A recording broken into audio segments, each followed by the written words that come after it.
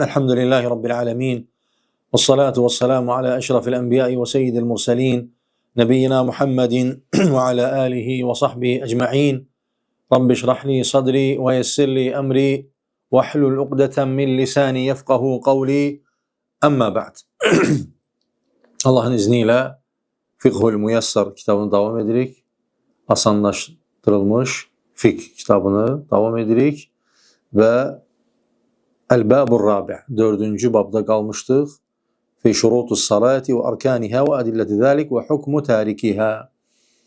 Namazın şərtləri ve rükunları ve delilleri ve aynı zamanda terk edenin hükmü hakkında fəsildir.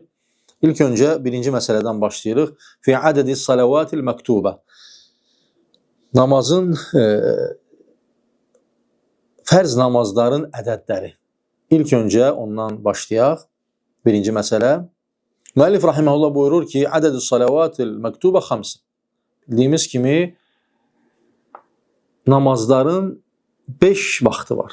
Yani 5 namaz var ümumiyyətlə. Ədəd olaraq 5 namaz var. Birincisi el-fəcr, el-zuhur, əsr, məğrib və işa. 5 namaz var. Hansı ki Allah Resulü sallallahu aleyhi ve sellem Meyracda olarkən ona 5 vaxt, sonunda 5 vaxt namaz əmr olunur.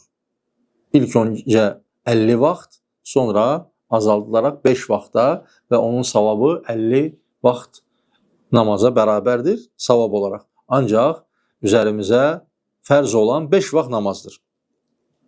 Və hiyə mucma aleyhə. Bu da icmadır. Bütün alimlerin tek rəyidir, icmadır. وَقَدْ دَلَّ عَلَى ذَلِكَ حَدِيث طَلْحَ ibn Ubeydillah أَنَّ أَعْرَابِيًّا قَالَ يَا رَسُولَ اللّٰهِ مَاذَا فُرِضَ عَلَيَّ مِنَ الصَّلَاةِ.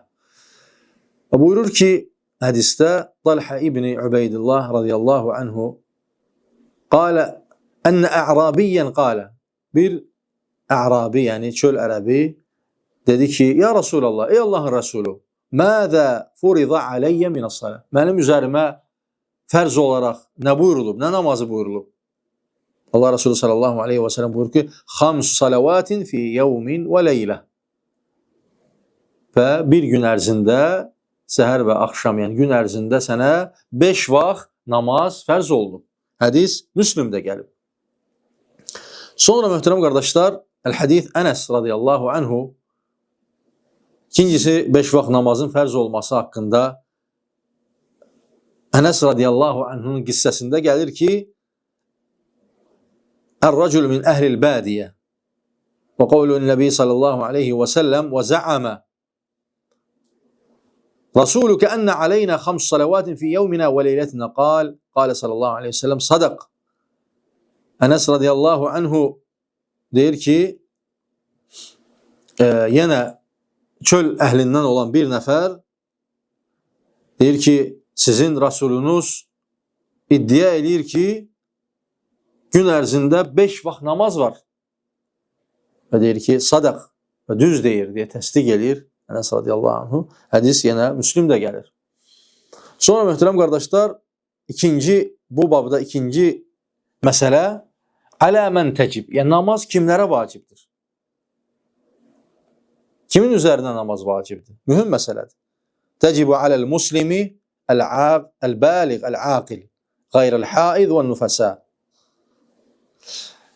Namaz indi şərhi gələcək bir hamısının burada ümumi gətirir. Müsəlmana, həddi buluğa çatana, ağlı kəsənə, ağıl yerində olana və heyz və nifas olmayana. Sonra ve yu'maru biha as-sabi iza balaga 7 sinin. Uşaqlara isə əmr olunur 7 yaşlarına çatdığı zaman. Ve yuzrabu aleyha bil 10. Onlara xəfif yəni vurulur 10 yaşlarına çatdıqda. Yəni həddi buluğa hələ çatmayıblar. 7 yaşında möhtərəm qardaşlar, 7 yaşında hər birimiz övladlarımıza namazı əmr etməliyik. Yəni onların üzerine fərz değil. Sadece o əmr öyrənmək babındandır. Yəni onları öyrətmək babından. Ki bugünkü gün 7 yaşında onlar öyrənməzlərsə, sonra onlar heç vaxt namazı sevməzlər, namazı öyrənməzlər. O zaman bizim üzərimizə, hər bir valideynin üzərinə onlara namazı əmr etmək təlim babından vacibdir. Nə zaman? 7 yaşlarına çatdığı zaman. وَيُضْرَبُ عَلَيْهَا لِعَشْرٍ Onlar 10 yaşlarına çatdığı zaman onlara xəfif vurmaq. Yəni dinimiz şiddəti əmr etmir. Sadəcə xəfif öz övladına ki, onu doğru yolu sevdirəsən, onu yönləndirəsən, əmr edəsən deyə bizlərə tövsiyə olunur. Allah Resulü sallallahu aleyhi və səlləm hədisində buyurur ki, Rufi'al qələmu an thalatin Qələm 3 nəfərdən qaldırılıb. Və zəkərə minhə Onlardan buyurur ki, və anis-sabiyyi hatta yahtalim Uşaq hətta həddi buluğa çatana qədər. Ondan qələm qaldırılıb, heç nə yazılmır onun üçün. Necə ki Allah Resulü sallallahu aleyhi və səlləm buyurur ki, Muru əvladakum bis-salati li-7 Onlara namazı 7-də əmr edin. وَضَرِبُوهُمْ عَلَيْهَا لِعَشْرٍ Onlara xəfif vurun 10 yaşlarında. وَفَرِّقُوا بَيْنَهُمْ فِي الْمَضَاجِعِ Sonra onların yataqlarını 10 yaşında artıq ayırın. Hədisi Əhməd rəvayət edir. Şeyx Albani rahimehullah səhihləşdirib hədisi. Bu hədisdə də möhtərəm qardaşlar bizlərə Allah Resulü sallallahu aleyhi və səlləm tövsiyə edir, əmr edir ki, övladlarınıza təlim babından namazı 7 yaşında artıq onlara əmr edin və 7-də xəfif vurun və onların yataqlarını ayırın. Üçüncü məsələ fi şurutihə namazın şərtləri. Namazın şərtləri yəni burada ikinci məsələdə namaz kimə vacibdir onu gətirdi. Çünki bu fiqhul müyəssar, yəni asanlaşdırılmış fiqdir. Yəni nübzəsini verir də bizə. Yəni fiqh bilirsiniz ki, fiqh genişdir. Bir dənə fəsli saatlarla danışmaq olar. Ona görə bizlərə burada alimlər onun nübzəsini, özəyini verirlər ki, bir müsəlman onu dinləsin, oxusun və onun həyatında ona lazım olan əhkamları bilsin, qısa da olsa. Sonra möhtərəm qardaşlar, üçüncü məsələ namazın şərtləri. Onlar 9'dur. 9 dənə namazın şərti var. Birincisi, el-İslam. Namaz qılmaq üçün müsəlman olmalısan. Müsəlman olmayana namaz fərz deyil, vacib deyil. Fələ tasihhu, səhih deyil onun namazı. Mən kəfərə li butlani əməli. Bir kafirə namaz, kafirin namazı səhih deyil. İlk öncə ona İslam'a girməsi lazımdır. Ondan sonra, o istəsə ki, İslam'a girmədən namaz qılsın, onun namazı səhih deyil. Çünki li butlani əməlihi, etdiyi əməlin batil olmasına görə. Çünki o hələ küfür üzərindədir. İslam'a girməsi üçün onun birinci kəlməyi şəhadəti gətirməsi lazımdır, təsdiq eləməsi lazım. Ondan sonra namaza, onun üzərindən namaz fərz olur. İkincisi, möhtərəm qardaşlar, əl-aql. Namazın şərtlərindən. İkincisi, ağıl. Yəni, məcnundan, dəlidən namaz qəbul olunmur. Yəni, səhih deyil onun namazı. Li'adəmi təklifihi. Çünki o ondan mükəlləf deyil. Necə ki Allah Resulü buyurdu, Rufi'al qələmu an thalatin. 3 sinif insandan qələm qaldırılıb. Onlardan birisi də ağılı olmayan insandır.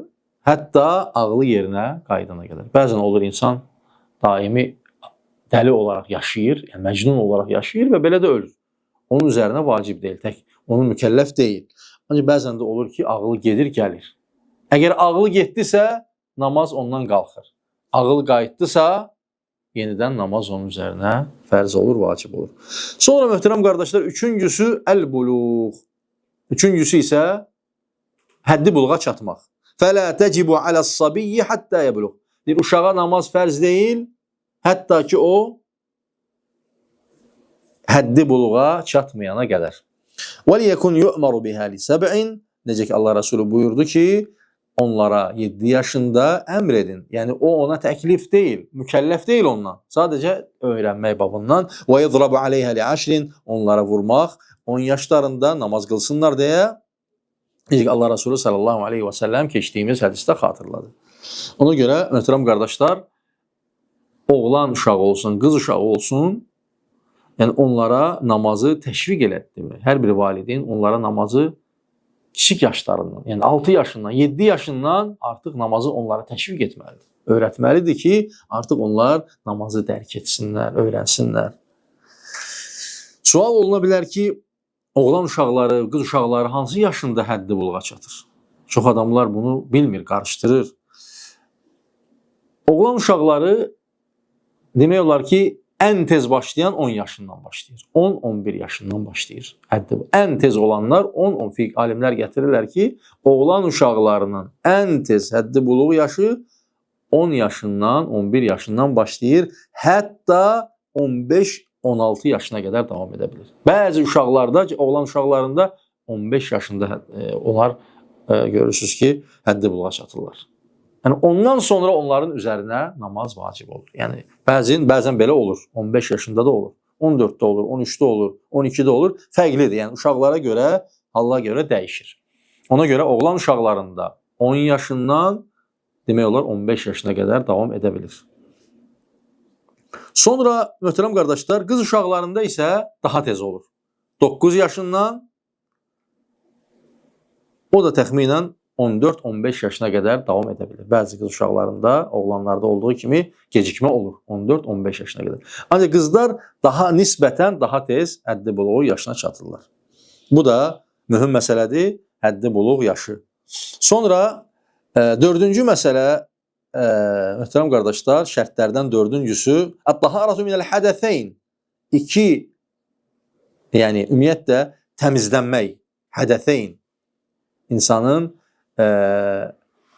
üzərinə namaz o vaxt, yəni namazın şərtlərindəndir ki, insan təmizlənsin. Ma'al qudra, yəni onun imkanı varsa. Necə ki Allah Resulü sallallahu aleyhi və səlləm İbn Ömər radiyallahu anh hədisində buyurur ki, la yaqbalullahu salaten bi gayri tuhurin. Namaz qəbul olunmur təharətsiz, yəni təmizlənmədən namaz qəbul olunmur.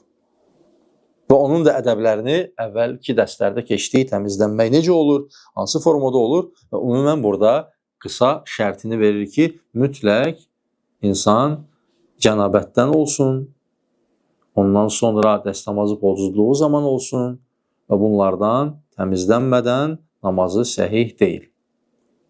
Sonra möhtərəm qardaşlar, 5-ci şərt duxulu vaqtus salah, namazın vaxtı girməsi.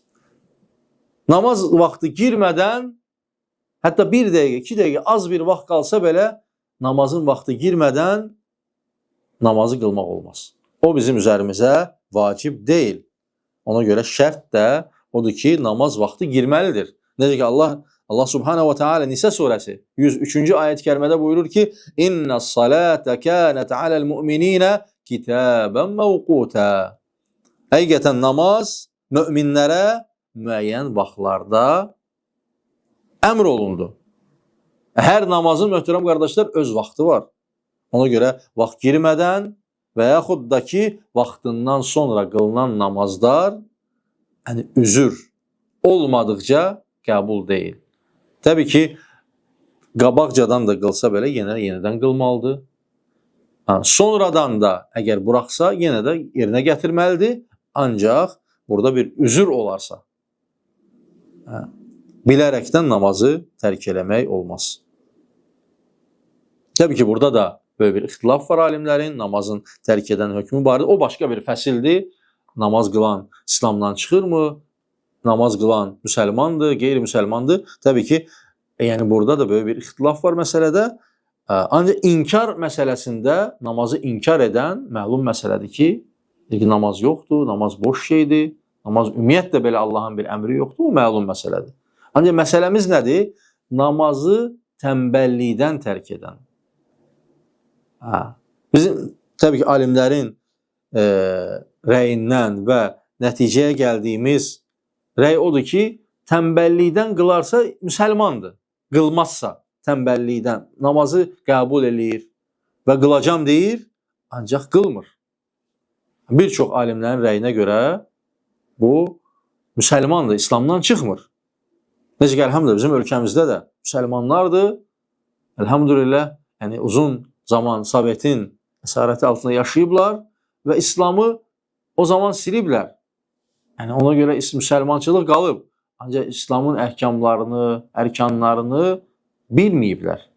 Ona görə biz onlara deyə bilmərik ki, sən müsəlman deyilsən. Necə ki, alimlər də burada xatırlayırlar ki, ola bilər onun o məsələdə üzrü var və yaxud bilmir və yaxud da eyni zamanda tənbəllikdən qılacam deyir.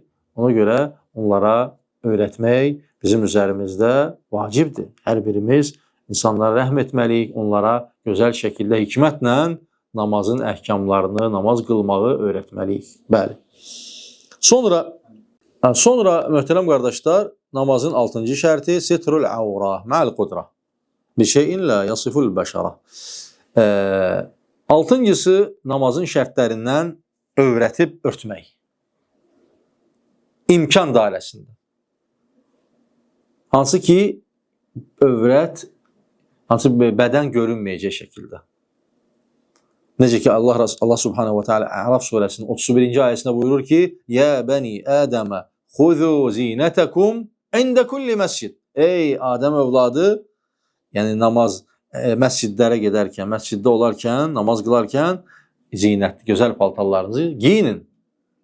Bu da dəlildir ki, insan namaz qılarkən giyinməlidir. Yəni, övrətini örtməlidir. İndi məsələ gələcək ki, kişinin övrəti hansıdır, qadında övrət hansıdır, onu da İnşallah xatırlayacağıq. Sonra Allah Resulü sallallahu aleyhi ve sellem buyurur ki, La yakbalullahu salate haidin illa bi ximar.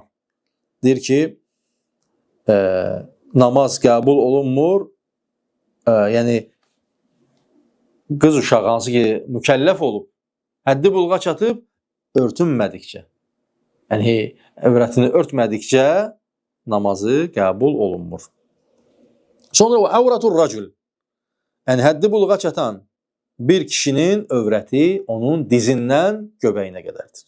Necə ki, Allah Resulü sallallahu aleyhi ve sellem Cabir radiyallahu anhu hədisində gəlir ki, orada gətirir ki, Əl-bəliq mə beynə surra və rükbə. Yəni, göbəkdən dizə qədər. Kişilərin övrəti bu qədərdir.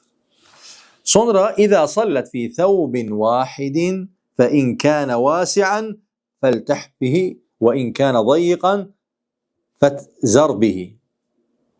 Ola bilər ki, insandır bir dənə sövblə namaz qılır. Yəni, bir dənə paltarı var. Uzun bir paltardır, genişdir. Onda nə edir? Onu çiyninə də sarıyır ki, övrətinə və eyni zamanda çiyninə sarıyır ki, namazı səhih olsun. Ola bilsin ki, onun üzərinə giydiyi paltar bir dənədir və çiyninə çatmır. Dardır. Onda nə edir? Yalnız övrətini örtür. Yəni, vacib olan nədir? Övrəti örtmək dizdən göbəyə qədər kişilərdə. Ancaq Allah Resulü sallallahu aleyhi ve sellem indi burada hədis gəlir ki, Ən yəcəl alə atiqi şeyə minə thəbi. Lənnən Nəbi sallallahu aleyhi ve sellem nəhə ər-racul ən yusalliyə fi thəvbin leysə atiqi minhu şey. Allah Resulü sallallahu aleyhi ve sellem qadağan edib ki, kişi namaz qılır və onun atiq, yəni çiyini açıqdır. Yəni, çiyini açıq namaz qılmaq nəhi var, qadağan var. Ancaq qaldı ki, o övrətdirmi? Yox, övrət deyil. Ancaq ona xüsusi nəhi var, ona görə qadağandır. Bəzən qarışdırırlar, deyir ona ki, kişinin çiyini də övrətdir, ona görə qadağandır. Yox, ona xüsusi nəhi gəlib ki, Allah Resulü sallallahu aleyhi ve sellem buyurur ki, çiyini örtün, ona qadağa gəlib. Ola bilər ki, insandır, paltarı var, bir paltarı var. Çiyini örtə bilmir, yalnız övrətini örtə bilir, namaz səhihdir. Ancaq paltarı varsa, libası varsa, giyinə bilirsə, mütləq çiyini də örtməsi lazımdır. Çiyini açıq namaz qılmaq düzgün deyil, qadağa var, nəhi var. Sonra ikinci məsələ, vəl-mar'ə, qadın, kulləhə avra. Qadının hər bir yeri övrətdir. Yalnız illə vəcəhə və kəffəyhə. Yalnız üzü, bir də bax, əli. Yalnız biləkdən əlinin açıq qala bilər namazda. Üzü bildiyimiz və eyni zamanda əli. Başqa bütün bədənin hər bir nöqtəsi qadında övrət sayılır. Ona görə namaz qılarkən qadın bütün əzasını örtməsi üzərinə vacibdir.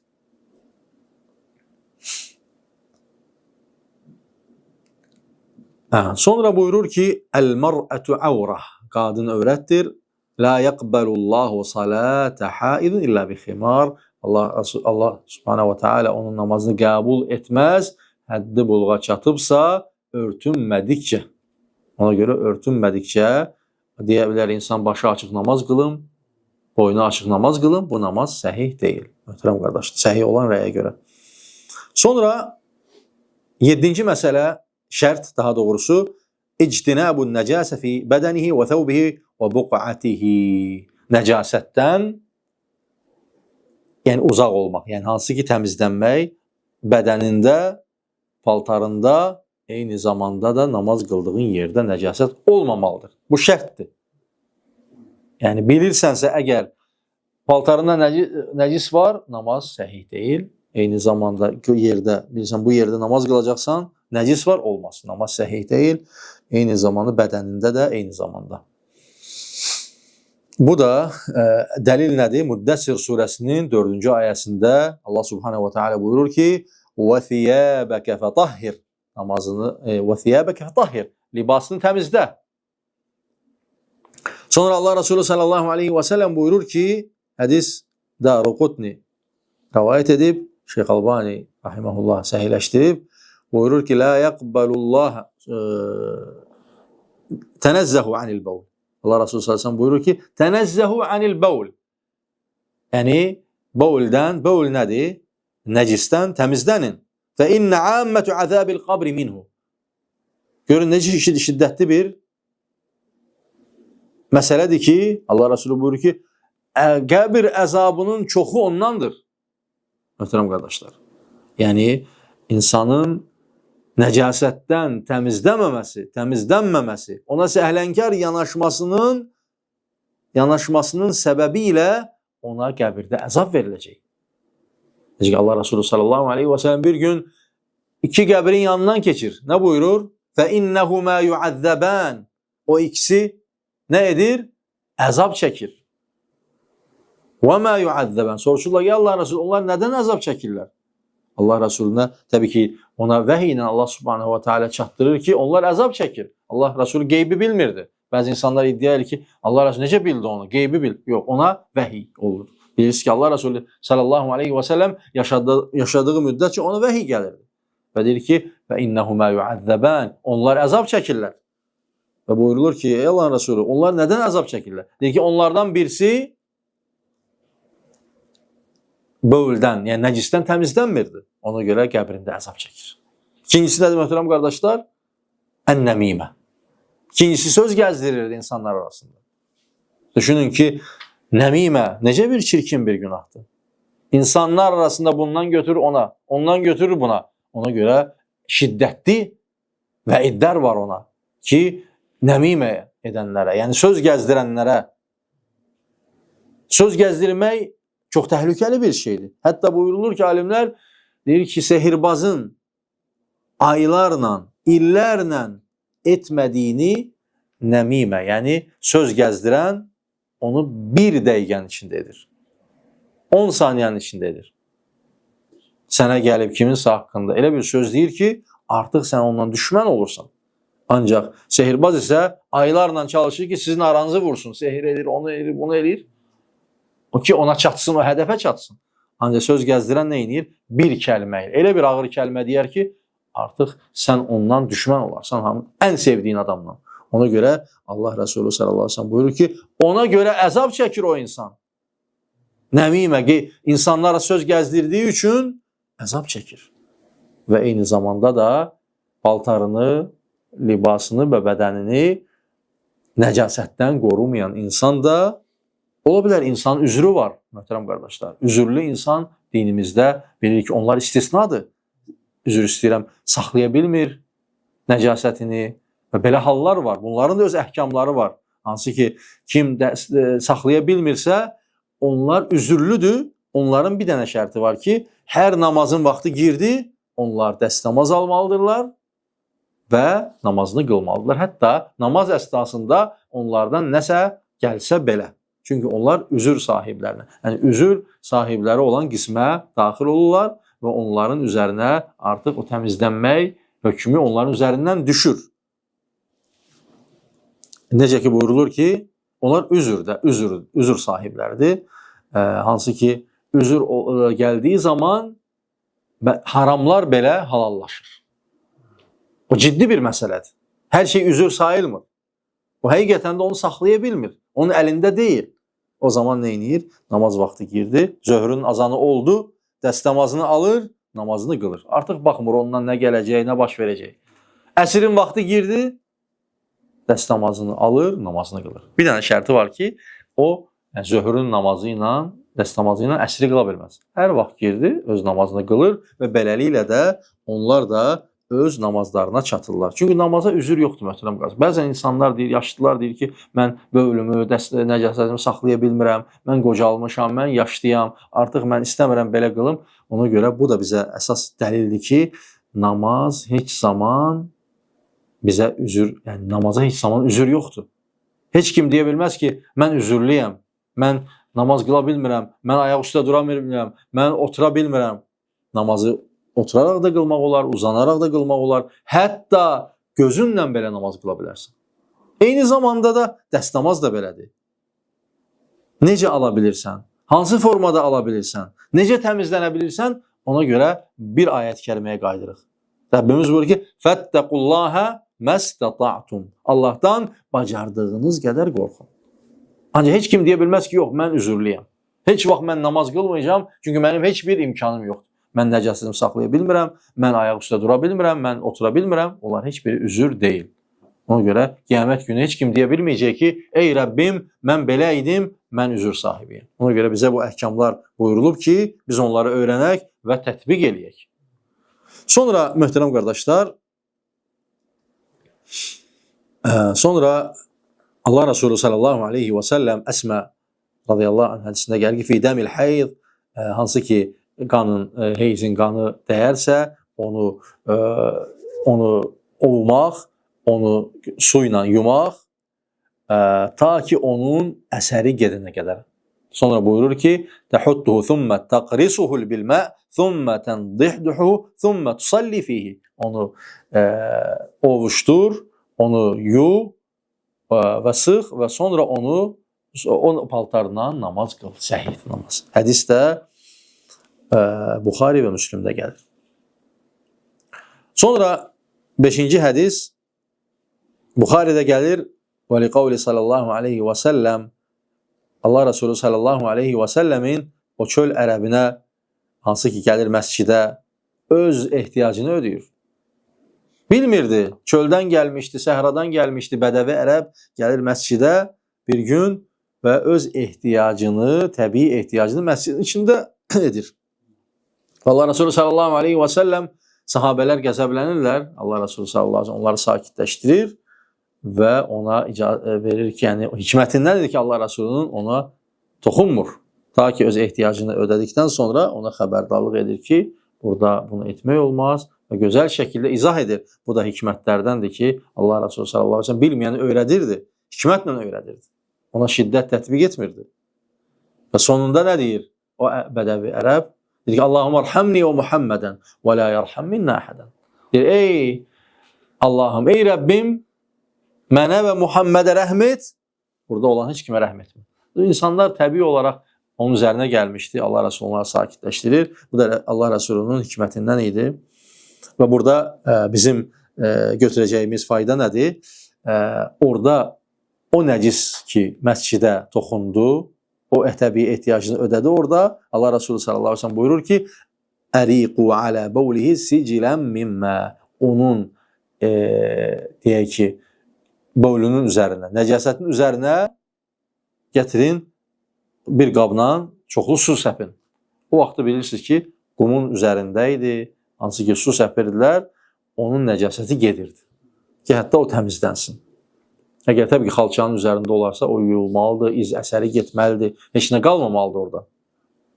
Ona görə orada məsələlər fərqlidir, iyi əsəri qalmamalıdır. Və beləliklə 7-ci şərt o idi ki, bədənimizdə, paltarımızda, eyni zamanda namaz qıldığımız yerdə nəcasət olmamalı. Ona diqqət etməliyik. 8-incisi, 2 dənə qaldı. 8-incisi istiqbalul qiblə ma'al qudra. Şərtlərdən, namazın şərtlərindən 8-incisi qibləyə tərəf çevrilmək. Allah Subhanahu wa Taala Bəqərə surəsi 144-cü ayəsində buyurur ki: "Fəsalli fəvalli vechhaka şatra'l mescidil haram." Üzünü Məscid-i Haram tərəfə çevir. Bu əmr gəldi. İlk öncə müsəlmanların qibləsi haraydı möhtərəm qardaşlar? Məscid-i Aqsa. Sonra isə namazda olarkən onlara ayət nazil olur və buyurulur ki, Məscid-i Harama tərəf üzünüzü çevirin. Sonra 6-cı Buxaridə, Müslimdə gələn hədisdə Allah Resulü sallallahu aleyhi və səlləm buyurur ki: "İzə qumta iləs-salati və əsbiğil vudu." Namaza qalxdığın zaman gözəl bir dəstəmaz al. "Thumma istaqbilil qiblə." Sonra qibləyə tərəf yönəl. Bu da hədisdən dəlildir. Və hər bir müsəlmanın üzərinə şərtdir ki, imkan, burada qudra deyir, yəni imkan varsa, nəyə görə imkan deyir, onu da deyəcəm. İnsan qibləyə çevirir. Bəzən o təyyarədə onu tuta bilmirsən, təyyarədə olduğun kimi oturduğun yer namazını qılırsan, artıq orada sənin üzərindən qiblə düşür. Ancaq nə qədər ki, insanın əlindədir, onu edə bilir, üzərinə şərtdir, vacibdir ki, o qibləni götürsün. Sonuncu olaraq, möhtərəm qardaşlar, çox mühüm məsələlərdir əslində, hər bir müsəlmanın, hər bir müminin bilməsi və həyatında tətbiq etməsi və hər zaman bunu təkrar özü də, ailəsi də, övladları da bilməsi lazım olan vacib məsələlərdir. Sonuncu da namazın şərtlərindən niyyət. Niyyətsiz namaz yoxdur. Heç bir halda da düşmür. Necə ki Allah Resulü sallallahu aleyhi və səlləm bütün kitabların da başında gəldiyi əzəmətli bir hədisi burada xatırlanır ki, İnnəməl ə'məlu bin niyyət. Hər bir əməl niyyətlə olur. Niyyətsiz əməl yoxdur. Məsələn, təkbir gətirdik, niyyət etməmişik. O namazın əhəmiyyəti yoxdur. Çünki girməmişdən öncə niyyətin olmalıdır. Sual oluna bilər ki, təkbir gətirdim, zöhrü qılmalıydım, təkbir gətirdim, əsri qılmışam. Niyyət yoxdur. Aslında burada gəldiyi kimi şərtdir. Şərtsiz niyyət yoxdursa, biz namazın içində niyyətimizi dəyişənməliyik artıq. Çünki girməmişdən niyyət eləməliydik. Ola bilər insan bilmədən girdi namaza, zöhr namazını qılmalıydı, əsr niyyəti ilə girdi. Əgər təksənsə, namazdan çıxıb, yenidən niyyət edə bilərsən. Bir rəy budur. Bir rəy də odur ki, nafilə niyyət edirsən, namazın içində nafilə namazı qılırsan, yenidən zöhrü qılırsan. Ancaq cemaat namazına imam durmusansa, sən çıxa bilməzsən. Çünki arxanda insanlar var. Ona görə təkbir gətirirsən və artıq gördün ki, cemaat da zöhrə niyyət edib, sən də zöhr qılmalısan, niyyət etməlisən, ancaq fikrin yayınıb əsrə girmirsən. Sən nə edirsən? Sən o zaman əsr namazını nafilə qılırsan. Niyyət nafilə niyyəti olur səndə, artıq sənin qıldığın o namaz nafilə namaz sayılır. Ondan sonra salam verdikdən sonra sən cemaat yox, yalnız sən zöhrü yenidən qılırsan. Çünki səhv niyyətlə qılmırsan və namazın da şərtlərindən birisi nədir? Niyyət. Ona görə bu da mühüm məsələdir. İmam duran qardaşlar bəzən bunu xəta edirlər. Namaza girir, niyyəti qatışdırır, bilmir nə niyyətlər. Ona görə bilmədiyin zaman sənin namazın nafiləyə çevrilir və o namazı niyyətin olmadığı üçün yenidən qılmaq üzərinə vacibdir. Və sonra sual olunur ki, oluna bilir ki, necə niyyət edək? Çünki bir çox insanlar deyir ki, mən niyyət etdim, zöhr namazını qılmağa filan vaxtı, peşməkan vaxtı, buna heç bir əsas yoxdur, möhtərəm qardaşlar. Bilirik ki, dinimiz kamildir. Hər bir şey bizlərə çatdırılıb. Əgər o dillə demək lazım olsaydı, Allah Rəsulunun sahabələri də, ondan sonra gələn fəzilətli qarınlar da, əsirlər də, onlar hamısı onu dili ilə deyərdilər. Ona heç bir dəlil, əsas yoxdur dillə deməyə. Nə deyir? Və məhəlluhə əl-qalb. Onun deyir, niyyətin yeri qəlbdir. Əgər sən zöhrə gəlirsənsə, artıq o niyyət səndə var. Onu dilinlə tələffüz etməyə artıq heç bir lüzum yoxdur. Ola bilər bəzi hallar nəyə görə niyyət edirik, sual oluna bilər. Ola bilər, məsəl üçün ümrə edərkən nə deyirik? Ləbbeyk Allahumma umratan. Çünki Allah Resulü bizə belə öyrədib. Belə deməyi, belə tələffüz etməyi bizlər əmr edib. Biz artıq onu dilimizlə deyirik. Ancaq namazda, dəstəmazda isə yox. Onun yeri qəlbdir. Ona görə dillə demək heç bir əsası yoxdur və əsası olmayan bir şeyi deməkdə insanlar deyir, nə olsun mən pis iş görmürəm ki, mən onu deyirəm dilimlə. Onu pis iş görmürsən, ancaq etdiyin əməl əgər sünnədə, dinimizdə gəlməyibsə, artıq o nəyə çevrilir? Bidətə, yeniliyə çevrilir və Allah Resulü nə buyurur? Və kullu bid'atin dalalə. Hər bir yenilik zəlalətdir.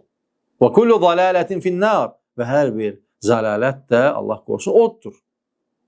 Ona görə insanlar bəzən şeytan insanlara təlbis edir. Deyir ki, sən pis iş görmürsən ki, tələffüz dillə eləyirsən və xeyir əməllər edirsən. Və bu şey xeyir olsaydı, Allah Resulü onu edərdi. Lazım olsa o edərdi bizdən xeyirli insanlar. Ona görə bidətdə şeytan bizə təlbis etməsin. Məsələn, biz zöhr namazını qılırıq. 4 rükət zöhr namazını qılırıq. Yaxşı, biz qalxıb 5-ci rükəti qıla bilərikmi? Hər bir insana soruşsan, deyəcək olmaz. Soruşsan niyə? Deyəcək ki, o gəlməyib. Ancaq 5-ci rükət namaz, biz 5-ci rükəti qıldığımız zaman pis iş görmədik ki. İbadət elədik, Fatihə oxuduq, namaz qıldıq, Allaha yaxın olan bir əməli yerinə gətirdik. Ancaq o gəlmədiyi üçün o bizdən qəbul deyil. Ona görə hər zamanda möhtərəm qardaşlar, bunu buna qiyas edin ki, o 5-ci rükət olmadığı kimi bütün əhkamlarda da yeniliklər qəbul olunmur və sonunda da Allah Resulü sallallahu aleyhi və səlləmin bir hədisini çatdırım, buyurur ki, mən əhdəfə fi əmrinə həzə mə leysə minhu fəhvərad. Kim bizdən olmayan, bizim dinimizdən olmayan bir şeyi gətirərsə, o ondan rədd olunur. Ona görə ən gözəli Allah Resulü'nün sallallahu aleyhi və səlləmin buyurduğu şəkildə namazı qılmaq, ümumiyyətlə bütün əhkamları, bütün ibadətləri buyurulduğu kimi etmək. Onda o səndən qəbul olunur. Çünki iki şey olmadan əməl qəbul olunmur. Birincisi ixlasdır, Allah üçün olmalıdır. İkincisi də mütabaə, etdiyin əməl Allah və Resulünün yoluna uyğun olmalıdır. Buyurulduğu kimi olmalıdır. Allah hər birimizi eşidib faydalanlardan etsin. Allah Subhanahu wa Ta'ala bu gözəl kitabı hər birimiz üçün faydalı etsin. Allah Subhanahu wa Ta'ala bizləri eşidib faydalanlardan etsin. Allah hər birimizi doğru dini üzərində sabit etsin. O sallallahu və səlləm alə nəbiyyina və habibina Muhammed.